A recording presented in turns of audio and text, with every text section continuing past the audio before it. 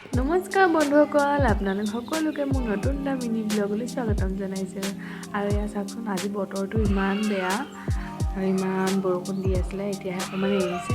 আৰু মোক দেখি আমাৰ দেহাই ক'ত লুকাই আছে চাওকচোন। যিহেতু আমি ধেমাজিলৈ আহিলোঁ, গতিকে সি এতিয়া মোৰ ওচৰলৈ আহিছে থাকিবলৈ।